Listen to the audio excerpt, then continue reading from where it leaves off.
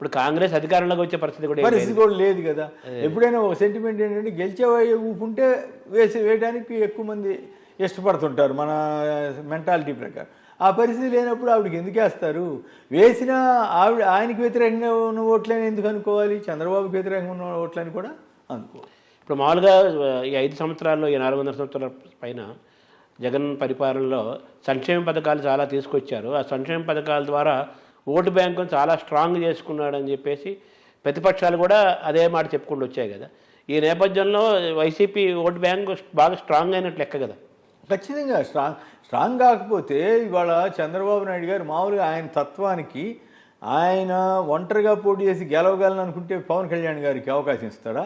వాళ్ళకు 10 సీట్లు, 20 సీట్లు, 30 సీట్లు, వాళ్ళు 60 సీట్లు అడుగుతున్నారు. 40కి దగ్గరికి తక్కువ వస్తే వాళ్ళకి ఒప్పుకునే పరిస్థితి లేదు. సో అన్నీ ఇవ్వడానికి ఎందుకు ఇష్టపడుతున్నాడు?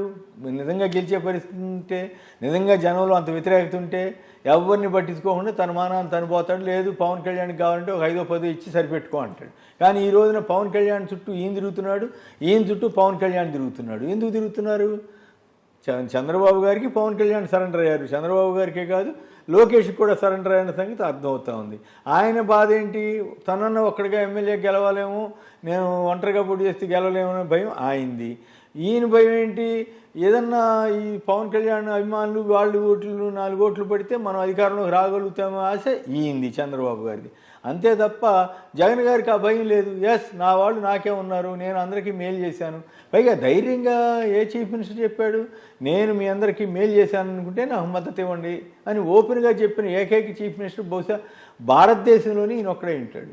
సో అందువల్ల ఆ ఇబ్బంది ఏం లేదు. జగన్ గారికి ఉన్నటువంటి ఓట్ బ్యాంకు పెద్దగా పదిలంగా ఉండడమే కాకుండా అదనంగా కూడా వచ్చి చేరి ఉండాలనేది ఒక అభిప్రాయం. అంటే బాగా ఓటు బ్యాంకు చాలా ఈ సంక్షేమ పథకాల ద్వారా YCP Jaganmohan Reddy YCP party vote bank చాలా స్ట్రాంగ్ చేసుకున్నాడని ప్రతిపక్షాలు కూడా చాలాసార్లు వ్యాఖ్య చేసిన సందర్భంలో వైసీపీ ఓటు బ్యాంక్ స్ట్రాంగ్గా ఉంది. అంతే కదా. తర్వాత ఇప్పుడు అసంతృప్తులు, తర్వాత సీట్లు రాని వాళ్ళు వీళ్ళందరూ కూడా కాంగ్రెస్లోకి వెళ్ళిపోతారు. ఒకప్పుడు కాంగ్రెస్ వాళ్ళే కదా, దీని ద్వారా కాంగ్రెస్ బలపడుతుంది, వైసీపీ బలహీనం అవుతుంది అంటున్నారు కదా. దీన్ని ఎలా చూస్తున్నారు సార్? కాంగ్రెస్లోకి వెళ్ళే వాళ్ళకి ఇప్పుడు వాళ్ళు మామూలుగా అయితే ఎందుకు వెళ్తారండి? అలా తెలీదా? కాకపోతే ఏంటంటే ఏదో ఒక ప్లాట్ఫామ్ అడ్డం పెట్టుకోవడం కోసం ఒకళ్ళిద్దరు, ఇప్పుడు ఆళ్ళ రామకృష్ణారెడ్డి గారు వెళ్ళారు. ఏమవుతుంది? ఇప్పుడు ఎప్పుడైనా సరే ఒక హోదా, ఒక పరపతి ఉన్న చోట ఉన్నప్పుడు ఉన్నటువంటి వాల్యూ ఒక్కసారి వేరే చోటకి వెళితే, అది కూడా అంతగా పలుకుబడి లేని పార్టీలోకి వెళితే ఏమవుతుంది? వాళ్ళు కూడా కనుమరుగవుతారు రాజకీయంగా. అంత తప్పితే పెద్ద వాళ్ళకి కలిసి వచ్చేది ఏమీ ఉండదు. కాకపోతే ఏంటంటే తెలుగుదేశం పత్రిక, ఈనాడు, ఆంధ్రజ్యోతి ఇటువంటిలో వాళ్ళు ఏమరి చేసినా జగన్ గారి మీద, లేకపోతే జగన్ గారి ప్రభుత్వం మీద ఏమరి చేసినా దాన్ని పెద్ద అక్షరాల్లో వేసే అవకాశం ఉంది. అందుకు తప్పితే వీటి వల్ల నష్టమేమీ ఉండదు. ఈ ఎంతమంది చేరతారనేది ఇప్పుడు ఆళ్ళ రామకృష్ణారెడ్డి గారు ముందే డిక్లేర్ చేసినట్టున్నారు. ఆయన వైఎస్ కుటుంబం అన్నాడు తప్ప ఆయనేం చంద్రబాబు గారికి మద్దతు ఇవ్వట్లేదు. పైగా ఓటుకు నోటు కేసులో ఆయన సుప్రీంకోర్టు దాకా వెళ్ళింది ఆయనే. సో ఆ కేసు అట్లాగే ఉంటుందని కూడా చెప్పాడు. 2 కాపు రామచంద్రారెడ్డి గారు రఘువీరారెడ్డి గారిని కలిశారు, కానీ ఇంకా తర్వాత ఏమవుతుంది, ఏమీ డెవలప్మెంట్ ఉన్నట్లేదు. ఇంకెవరు ఎందుకు వెళ్తారు? ఒకవేళ వైసీపీ అంటే లాభం లేదు అనుకున్న వాళ్ళు తెలుగుదేశం వైపు, లేకపోతే జనసేన, తెలుగుదేశం కూడా కాదంటే ఆ మిత్రపక్షమైన జనసేన వైపు అట్రాక్ట్ అవుతారు. అట్లాగే తెలుగుదేశం జనసేన వాళ్ళు ఎవరన్నా ప్రముఖులు ఇక్కడ లాభం లేదనుకుంటే వైసీపీకి వస్తారు. కానీ కాంగ్రెస్లోనూ బీజేపీలోనూ ఎందుకు చేరతారు? కేవలం చంద్రబాబు గారు అనుమతి తీసుకుని ఆ 4 రాజ్యసభ సభ్యులు బీజేపీలో చేరారు తప్పితే ఎవరైనా చేరతారా? వాళ్ళు కేవలం తెలుగుదేశం ఏజెంట్లుగానే బీజేపీలో ఉన్నారు తప్పితే వాళ్ళేమీ బీజేపీ కాదు, పాడు కాదు కదా. బీజేపీ వాళ్ళైతే కాంగ్రెస్లో చేరుతున్న షర్మిలకి వాళ్ళు విమానం ఎందుకు సమకూరుస్తారు? సో ఇవన్నీ బహుశా ఆంధ్రప్రదేశ్లో జరుగుతున్నంత అనైతిక రాజకీయాలు బహుశా దేశంలో ఇంకెక్కడ జరగట్లేదు అనిపిస్తుంది. అంటే ఏ పార్టీ అయితే అధికారంలోకి వస్తుందో నమ్మకం ఉంటుందో జనరల్గా ఆ పార్టీ వైపే ఆకర్షణకు అవుతారు. కానీ అట్లా ఉండదు. సీటు ఇప్పుడు రాజకీయ నాయకులకి ఏంటంటే ఒక కోరిక ఉంటుంది బలీయంగా, అసలు ఖర్చు వేయటం అంటారు అనమాట. ఆ సీట్ రిజర్వ్ చేసుకోవడం అనమాట. గెలిచినా ఓడినా ఆ నియోజకవర్గంలో నాది, చిన్న పార్టీయా పెద్ద పార్టీ అని కూడా చూడరు. గమనిస్తే ఇవి ఉంటాయి కదా, ఏమంటాము కార్డ్స్, నేమ్ కార్డ్స్ ఉంటాయి కదా, ఆ కార్డ్స్ మీద కంటెస్టెడ్ ఎమ్మెల్యే క్యాండిడేట్ అని రాస్తారు. అది కూడా అదొక ఆనందం. ఎగ్జామ్కి అప్లై ఫెయిల్ అయిపోయినా కానీ అప్లై అట్లాగే అదేంటంటే ఇప్పుడు సపోజ్ టీడీపీ తరఫున పోటీ చేశాయండి, ఓడిపోయినా కూడా ఇంకెవడు రావడానికి వీల్లేదు అక్కడికి. ఆ పార్టీ మీద ఆ నియోజకవర్గంలో అతనే పెత్తనం ఉంటుంది. అట్లాగే వైసీపీ తరఫున ఎవరైనా పోటీ చేశారని గెలిచినా కూడా అతనే బాధ్యుడిగా కొన్నేళ్ల పాటు కొనసాగుతారు, అన్లెస్ మారిస్తే తప్ప. ఇప్పుడు మారుస్తున్నారు కదా, వాళ్ళు మారుస్తారు, వీళ్ళు మారుస్తారు. వైసీపీ నియోజకవర్గాలు మార్చుకుంటున్నారు కొంత అక్కడ ఉన్నటువంటి లోకల్ సిచ్యువేషను, సర్వేలు ఇటువంటి ఆధారంగా. అది సహజంగా ఏ రాజకీయ పార్టీ అయినా చేస్తుంది. ఆ మాటకు వస్తే ఇప్పుడు చంద్రబాబు నాయుడు గారు ఏంటంటే ఉచ్చినీచాలు లేకుండా విమర్శలు చేస్తుంటాడు. అది తనకు వస్తుందనే సంగతి కూడా మర్చిపోయి ఎదుటివాడి మీద బురదేస్తుంటాడు. ఉదాహరణకి ఆయన 78లో చంద్రగిరి నుంచి గెలిచాడు, 83లో చంద్రగిరిలో ఓడిపోయాడు. మరి తర్వాత ఎందుకు 89కి కుప్పం వెళ్ళిపోయాడు? 85లో పోటీ చేయలేదు, 89లో ఎందుకు కుప్పం వెళ్ళిపోయాడు? మరి అట్లా వెళ్ళొచ్చా? ఆయన చెప్పే తీరి ప్రకారం ఆయన సొంత ఊరు ఉంది చంద్రగిరి నియోజకవర్గంలో, మరి అక్కడ పోటీ చేయకుండా కుప్పానికి ఎందుకు వెళ్ళాడు? నియోజకవర్గం మారాడు. మరి బదిలీ అయినట్లే కదా. గంటా శ్రీనివాసరావు 4 నియోజకవర్గాలు మారాడు, ఆనం రామనాయుడు 4 నియోజకవర్గాలు మారారు. ఇలా ఒకళ్ళు కాదు, చాలామంది. ఇప్పుడు కోడెల శివప్రసాదరావు గారు మారారు కదా. సో అవన్నీ వాళ్ళు తప్పు చేసినట్ల లెక్క వస్తే ఇప్పుడు ఎందుకు ఈయనే మార్చాడు కదా. పాయికరావుపేట నుంచి కొవ్వూరు అనితని తీసుకొచ్చి కొవ్వూరులో జవహర్ని తీసుకొచ్చి తిరువూరులో ఉన్న స్వామిదాస్కి టికెట్ ఇవ్వకుండా ఎగ్గొట్టి ఇవన్నీ చేశాడు కదా. మరి వాటిని ఏమంటారు? సో అవి కూడా ట్రాన్స్ఫర్సే కదా. కాకపోతే ఏంటంటే పిచ్చితాను అంతే. జనాన్ని ఏదో రకంగా మోసం చేయాలి, మాయ చేయాలనే తాపత్రయం తప్ప ఒక విధానం, ఒక నైతికత ఇవేమి ఆలోచించి చేయట్లేదు అనేది అర్థం. షర్మిల వల్ల వైసీపీకి వచ్చే ఎటువంటి నష్టము లేదంటారు. ఫస్ట్ ఎటువంటి నష్టం అంటే ఇట్స్ ఆల్ డిపెండ్స్. నష్టం అంటే ఏదన్నా ఇప్పుడు ఆల్ రామకృష్ణారెడ్డి చేరాడు అనుకోండి, ఆ మేరకు కొద్దిగా ఆయన జగన్ గారు అభిమానే కదా మొన్నటిదాకా. అట్లా కొద్దిమంది అయితే వాళ్ళకి కూడా పరపతి తగ్గిపోద్ది, వాళ్ళు ఇన్ఫ్లుయెన్స్ చేసే పరిస్థితి తగ్గిపోతుంది సహజంగానే. అటువంటిప్పుడు కొద్దిగా 0.25% ఏదన్నా తేడా ఉంటుంది తప్ప అంతమీ దానివల్ల ఆయనకి గెలుపోవటంని నిర్దేశించేంత పరిస్థితి ఉంటుందని నేను అనుకోను. అంటే ఈ జగన్ని టార్గెట్ చేస్తూ షర్మిల మాట్లాడుతుంది, అది దాని ప్రభావం ఏ విధంగా ఉంటుంది అనుకుంటున్నారు సార్ మీరు? అదే అప్పుడు ఆశిస్తున్నారు కదా. నేను ఆల్రెడీ మనం మాట్లాడుకున్నాం. షర్మిల గారు కనుక టార్గెట్ చేసి అన్నని కనుక విమర్శలు చేస్తే ఖచ్చితంగా జగన్ గారు మాట్లాడకపోయినా మిగతా పార్టీ వాళ్ళు మాట్లాడతారు కదా. మాట్లాడితే ఆవిడికి అప్రతిష్టే కదా అది. సో నేననేది ఏంటంటే, నా సలహా ఏమంటే, మీరు మంచో చెడో తప్పో ఒప్పో అయిపోయింది, మీరు కాంగ్రెస్ పార్టీలో ఒక రాష్ట్ర నాయకురాలుగా మీరు ఉండాలనుకుంటున్నారు. అది గెలిచే పార్టీ ఓడే పార్టీ అనేది పక్కన పెడితే, అలాంటప్పుడు మీరు ఓ పద్ధతి ప్రకారం మాట్లాడండి, ఒక విధానపరమైనటువంటి వాటికే పరిమితం అవ్వండి, అన్నతోటి వ్యక్తిగత విషయాల్లోకి వెళ్ళొద్దు, అప్పుడు వీళ్ళు వెళ్ళరు. సో అది పద్ధతిగా ఉంటుందని నేను చెబుతున్నాను. నేను రాజకీయాలు చేయొద్దు అంటలేదు, రాజకీయ విమర్శలు చేయొద్దు అంటలా, కానీ వ్యక్తిగత విమర్శలు చేయకుండా ఉంటే ఆవిడకి మంచిది, వీళ్ళకి మంచిది. అంటే ఎవరికి నష్టం ఉందంటారు? దానివల్ల నష్టం లేదు, పాడలేదు, అది ఒక ఎంటర్టైన్మెంటే. తెలుగుదేశం వాళ్ళకి అది ఒక ఆనందం. అదే తెలుగుదేశం వాళ్ళకి బాగా తిట్టించామని అని ఒకవేళ తిడితే కనుక అది సునకానందం అని అంటారు కదా. అందుకే వాళ్ళకు వచ్చేది ఏముంటుంది? వాళ్ళు ఆ ఒక్క విమర్శ.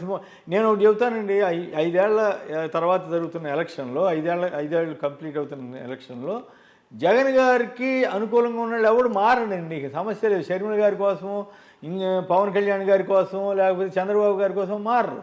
అట్లాగే చంద్రబాబు గారి పట్ల అనుకూలంగా ఉన్న వాళ్ళు కూడా మారతారని నేను అనుకోవట్లా. ఎక్కువ మంది మారేవాళ్ళైతే ఈ పాడి మారిపోయి ఉంటారు, అటైనా ఇటైనా. కాబట్టి షర్మిల గారు వచ్చి కొత్తగా మార్పులు చేసేది ఏమి ఉండదనేది నా. ఇప్పుడు రాజశేఖర రెడ్డి కొడుకుగా జగన్మోహన్ రెడ్డిని ఆయన పట్టం కట్టారు, ప్రజలు బాగా ఆయన ఓన్ చేసుకున్నారు, ముఖ్యమంత్రి కూడా అయ్యాడు, పార్టీ స్ట్రాంగ్ అయింది. అలాగే రాజశేఖర రెడ్డి కూతురుగా షర్మిలకి ఏమన్నా అది పనిచేస్తుంటారు? అది అంటే రాజకీయాల్లో జనరల్గా ఒకళ్ళకి వచ్చిన తర్వాత రెండో వారికి ఆ ఛాన్స్ రావాలంటే ఆల్టర్నేటివ్ పార్టీగా డెవలప్ అయితే తప్ప అవకాశం ఉండదు. సపోజ్ ఇప్పుడు తెలుగుదేశాన్ని కనుక పూర్తిగా ఫినిష్ చేసి షర్మిల గారు ఆవిడ ఆల్టర్నేటివ్గా తయారయ్యారనుకోండి, అప్పుడు ఎప్పటికైనా అట్లా నేను ఆల్టర్నేటివ్గా ఉన్నానని ఒక ఇచ్చే అవకాశం ఉంది. అడుగుడిపోయిన పార్టీలో చేరి ఆల్టర్నేటివ్ ఎట్లా అవుతారు? కాంగ్రెస్ పార్టీ అనేది అడుగుడిపోయిన పార్టీ. ఆవిడ ఆ కంతలన్నీ పూర్తి చేసరికే 3 నెలల టైము 3 నెలల్లో ఆవిడేం కంతలు పుడుస్తుంది. పైగా నాకు ఇప్పుడు ఆ ఓటుది కూడా నాకు డౌట్ ఉంది. మరి if I'm wrong I'm sorry, నా ఉద్దేశం వేరే కాదు. ఆవిడ ఇక్కడ తెలంగాణలో తిరుగుతున్నప్పుడు, టూర్ చేస్తున్నప్పుడు కానీ, ఇక్కడ రాజకీయాలు చేస్తున్నప్పుడు తెలంగాణలో ఓటు నమోదు చేసుకుంటారు కదా హైదరాబాద్లో. ఇప్పుడు వెళ్ళి అక్కడ అసెంబ్లీకి ఎట్లా చేయగలుగుతారని నాకు సందేహం. ఇప్పుడు ఆవిడ ఓటు ఎక్కడ ఉన్నట్టు సార్? ఓటు ఇక్కడే ఉందని మరి మీరు చెప్పాలి. ఇక్కడ ఉందా, ఇక్కడ ఓటేసారా కింద సార్? నాకు గుర్తు రావట్లేదు. ఒకవేళ ఇక్కడ ఓటేసి ఉంటే అక్కడ ఓటు అక్కడ పోటీ చేయడానికి కూడా ఎంతవరకు సమర్థిస్తారో తెలియదు నాకు. ఎందుకంటే మొన్న మధ్య సీఈఓ వాళ్ళు వచ్చినప్పుడు ఏం చెప్పారు, 6 నెలలు నివాసం ఉండాలని కనీసం ఏదో చెప్పారు. మరి 6 నెలల నివాసం ఎట్లా అదేదో కొంచెం కన్ఫ్యూజన్ ఉంది. కాకపోతే పార్లమెంటుకి చేసుకోవచ్చు. దేశంలో ఎక్కడైనా సరే ఏ నియోజకవర్గం నుంచి అయినా చేసుకునే అవకాశం ఉంటుంది కాబట్టి పార్లమెంటుకి చేసుకోవచ్చు. కానీ కొందరు ఏంటంటే పులివెందుల్లోనే పోటీ పులివెందుల్లో పోటీ పెడితే ఏమవుతుంది? మాత్రం అసలు ఆవిడ అసెంబ్లీకి నించుంటారు లేదు మనకి ఇంకా తెలియదు కదా. కాకపోతే వీళ్ళు ప్రచారం, తెలుగుదేశం వాళ్ళు ప్రచారం అనమాట. తెలుగుదేశం పత్రికలు, ఈనాడు, ఆంధ్రజ్యోతి, ఇటువంటి ప్రచారం. ఇప్పుడు వైసీపీ అభ్యర్థులను ఇందాక కొంచెం మాట్లాడారు, మనం ఉచితంగా మాట్లాడుకున్నాం. వైసీపీని అభ్యర్థులను మారుస్తోంది కదా. లోక్సభ అభ్యర్థులు కూడా వేరే ప్లేస్, దూరంగా ఉన్న వాళ్ళకి, సంబంధం లేని వాళ్ళని తీసుకొచ్చి ఆ ప్లేస్లకి ఇప్పుడు ఆవిడ ఆవిడ ఝాన్సీని వైజాగ్ తేవటం కానీ, లేకపోతే చెవిరెడ్డి ఏదో ఒంగోలు ఉంటుంది, ఇలా రకరకాలుగా వినపడుతున్నాయి. చాలామంది చాలా పాత వాళ్ళకి ఇవ్వకపోవటం కానీ, పూర్తిగా కొత్త వాళ్ళకి ఇవ్వటం కానీ, దీనివల్ల వైసీపీకి చాలా నష్టం జరుగుతుంది అనే దాన్ని మీరు ఎలా చూస్తారు సార్? ఇవన్నీ లాభ నష్టాలు అనేవి కేవలం జగన్ గారి ప్రభుత్వం పెర్ఫార్మెన్స్ మీదే ఉంటాయి తప్ప మిగతా అన్నీ ఇమ్మెటీరియల్. అంటే అసలు ఉండదని కాదు, కొంత ప్రభావం ఉంటుంది తప్ప క్యాండిడేట్ది. అందులో పార్లమెంట్ క్యాండిడేట్లు చాలా తక్కువ ప్రభావం ఉంటుంది, అసెంబ్లీ క్యాండిడేట్ది కాస్త ఎక్కువ ఉంటుంది. వీటన్నిటినీ మించి చంద్రబాబు, జగన్ గారే కావాలనుకున్న వాళ్ళు ఇంకా వేరే ఆలోచన చేయరు. సో దీన్ని బట్టి మనం ఆలోచించాలి తప్ప అదే ప్రామాణికత అయితే, ఉదాహరణకి కైకాల సత్యనారాయణ గారు పేరుకి ఆయన్ని అక్కడ స్వస్థలం, కానీ ఆయన ఎప్పుడో చెన్నై, హైదరాబాద్ వెళ్ళిపోయారు. ఎలక్షన్ ఎప్పుడు అక్కడికి వెళ్ళాడు, ఒకసారి గెలిచాడు, ఇంకోసారి ఓడిపోయాడు కదా. అలాగే ఇంకా మరికొందరు, మాగుంట శ్రీనివాసరెడ్డి గారికి నెల్లూరు, వాళ్ళు వచ్చి ఒంగోలులో అది రిజర్వ్డ్గా ఉండటంతో ఇక్కడికి వచ్చి, కృష్ణ కూడా ఒకసారి ఏలూరు నుంచి, కృష్ణ గారికి ఏలూరుకి ఏం సంబంధం? జమున గారు రాజమండ్రి నుంచి అనుకుంటే చేశారు. మరి ఆవిడకి రాజమండ్రికి ఏం సంబంధం? ఆవిడ ఒరిజినల్గా మంగళగిరి దగ్గర అనుకుంటా కదా. సో ఇట్లా శారద గారు, ఆవిడ వెంకటగిరి యాక్చువల్గా అనుకుంటా, తెనాలిలో పోటీ చేశారు. బాపట్ల పోటీ చేశారా? బాపట్ల పోటీ చేశారు ఒకసారి. సో ఇట్లా అంతదాకా వస్తే ఇందిరాగాంధీ గారు మెదక్ వచ్చి పోటీ చేశారు. ఆవిడకి ఏమిటి సంబంధం? ఎన్టీ రామారావు గారు 9 చోట్ల చేశాడు, 8 చోట్ల గెలిచాడు, ఒక చోట ఓడిపోయాడు. కలవకుర్తి ఆయనకేం సంబంధం? నల్గొండ ఆయనకేం సంబంధం? సో అవన్నీ తప్పు అయితే ఇవి తప్పే. పార్లమెంట్ ఎలక్షన్స్లో గోడే మురహరి, ఆయన ఎవరో కూడా తెలియదు, విజయవాడలో పోటీ చేసి గెలిచాడు. అంతకుముందు ఆయన పేరేది, నిజామాబాద్లో ఒక ఆయన అట్లాగే ఇద్దరు గెలిచారు. ఎన్ని ఉదాహరణలు చెప్పచ్చు? చాలా ఉదాహరణలు ఉంటాయి. గబాల్ని ఇప్పుడు గుర్తు చేసుకోలేకపోతే, హరీంద్రనాథ్ చటోపాధ్యాయ అది విజయవాడలో పోటీ చేసి గెలిచాడు మొదట్లో. సో ఇట్లా అంటే ఇప్పుడు వైసీపీ లాగా పాత వాళ్ళకి ఇవ్వకపోవటము, చాలా మందిని మార్చటము, సీట్లు ఇవ్వకపోవటము, కొత్త వాళ్ళకి ఇవ్వటము అనేది పార్టీ పైన, ఫలితాలపైన ఎటువంటి ప్రభావం? అంటే మార్చటం అన్నది ఆయా సందర్భాన్ని బట్టి, పరిస్థితిని బట్టి, అక్కడ ఉన్నటువంటి సిచ్యువేషన్ బట్టి, సమీకరణాలను బట్టి ఉంటుంది. ఎక్కువ సందర్భాల్లో మార్చడం వల్ల బెనిఫిట్ జరుగుతుంది. కొన్ని సందర్భాల్లో ఎక్కడన్నా 1-6 చోట్ల మార్చిన తర్వాత ఆ క్యాండిడేట్ వీక్గా అయితే అప్పుడు ఎక్కువ ఎఫెక్ట్ పడుతుంది. అదర్వైజ్ ఇప్పుడు ఉదాహరణకి తెలంగాణలో 12 చోట్ల మారిస్తే 9 చోట్ల కేసీఆర్ గారు గెలిచారు. మిగతా చోట్ల గెలవకపోవడం వల్ల ఓడిపోయారనే సూత్రీకరణ అయితే వచ్చింది కదా. అందరం అదే అనుకున్నాం కదా. ఎందుకంటే ఉదాహరణకి ఆయన ఒక ఎమ్మెల్యే మీద చాలా తీవ్రమైనటువంటి ఆరోపణలు వచ్చినాయి, లైంగిక వేధింపుల ఆరోపణలు కూడా వచ్చినాయి. అయినా కూడా ఆయన టికెట్ ఇచ్చాడు. ఇవ్వకుండా ఉండాల్సింది కదా. ఇస్తే దానివల్ల ఏమైంది? నష్టపోయాడు. అట్లా కొన్ని సీట్లు ఆ రకంగా. పైగా స్వయంగా కేసీఆర్ గారు కామారెడ్డి నుంచి పోటీ చేయటం అంత తెలివైన చర్య కాదనేది అప్పుడు మొదటే అనుకున్నారు. రేవంత్ రెడ్డి కూడా చేశాడు. రేవంత్ రెడ్డి కూడా అట్లాగే చేశారు. ఇద్దరు ఓడిపోయారు కదా, ఇద్దరు ఓడిపోయారు. మరి దానికి ఏం చెప్తారు? సో మరి వాళ్ళిద్దరు ఎందుకు చేశారు? ఇక్కడ చేయకూడదుగా ఈ థీరీ ప్రకారం.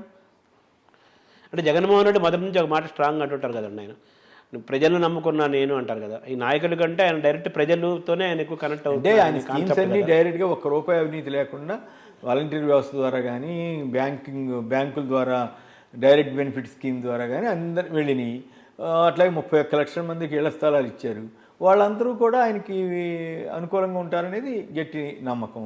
అట్లాగే కులాలు ప్రాంతాలు ఇవన్నీ చూడలేదు. పాలనలో విపరీతమైన మార్పు తీసుకొచ్చారు. మన ఇంటికే ప్రభుత్వం మన ఇంటికే వచ్చింది తప్ప ప్రభుత్వం ఎక్కడుందో ఎత్తుక్కుంటే వెళ్ళాల్సిన పరిస్థితి క్రియేట్ చేయలేదు.